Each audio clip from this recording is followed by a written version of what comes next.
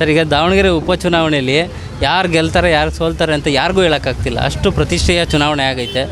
ನಿಮಗೆ ಹೆಂಗೆ ನಡೀತಾ ಇದೆ ಸರ್ ಚುನಾವಣೆ? ಇಲ್ಲೇ ಕಾಂಗ್ರೆಸ್ ಗೆಲ್ಲತ್ರಿ. ಕಾಂಗ್ರೆಸ್ 100% ಕಾಂಗ್ರೆಸ್ ಗೆಲ್ಲುತ್ತೆ. ಸ್ವಲ್ಪ ತಿಣಕಾಟ ಐತೆ, ಆದರೂ ಕಾಂಗ್ರೆಸ್ಸಿಗೆ ಗೆಲ್ಲಿ ಅದು.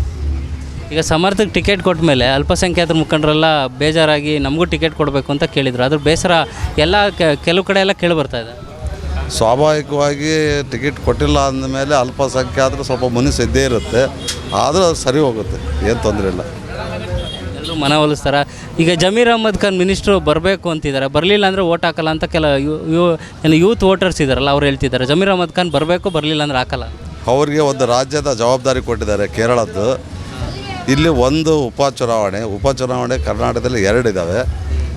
ಈಗ ಅಲ್ಲಿ ಕೇರಳದಲ್ಲಿ ಇಡೀ ರಾಜ್ಯದಲ್ಲಿ ಅವರು ಓಡಾಡಬೇಕು, ಅವರು ಸ್ಟಾರ್ ಕ್ಯಾಂಪಿಯನ್ನು.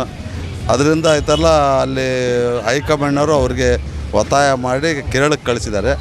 ಅಲ್ಲಿ ಅವರು ನೋಡ್ತಾ ಇದ್ದಾರೆ, ಭಾಳಷ್ಟು ಸೀಟ್ ಬರೋದಕ್ಕೆ ಪ್ರಯತ್ನ ಮಾಡ್ತಾಯಿದ್ದಾರೆ ಕಾಂಗ್ರೆಸ್ಸಿಂದ. ಅದಕ್ಕೆ ಅಲ್ಲಿ ಹೋಗಿದ್ದಾರೆ. ಬಂದರೂ ಬರ್ಬೋದು, ಇಲ್ಲಿಗೆ ಬರ್ಬೋದು. ಈಗ ಸರ್, ಇನ್ನು ಎಲೆಕ್ಷನ್ ಇರೋದು ಇನ್ನು 7 ದಿನ ಬಾಕಿ ಇರೋದು. 7 ದಿನದಲ್ಲಿ ವೋಟರ್ದು ಡಿವೈಡ್ ಆಗೋದು, ಛಿದ್ರ ಆಗ್ಬೋದು ಅಲ್ಪಸಂಖ್ಯಾತರ ಮತಗಳು. ಅದರಿಂದ BJPಗೆ ಲಾಭ ಆಗ್ಬೋದು ಅಂತಿದೆ. ಹಂಗೇನಿಲ್ಲ ರೀ. ಯಾವಾಗಲೂ ಇದು ಕಾಂಗ್ರೆಸ್ಸಿನ ಭದ್ರಕೋಟೆ. ಮುನುಸು ಇರಿಸು ಬುರುಸು ಇದ್ದಿದ್ದೆ. ಮನೆಯಾಗ ಐತಲ್ಲ, ಯಜಮಾನರು ಮಾತು ಕೇಳಿ 1-2 ದಿವಸ ಸಿಟ್ಟಾಗಿರ್ತಾರೆ. ಆಮೇಲೆ ಎಲ್ಲ ಸರಿ ಹೋಗುತ್ತೆ.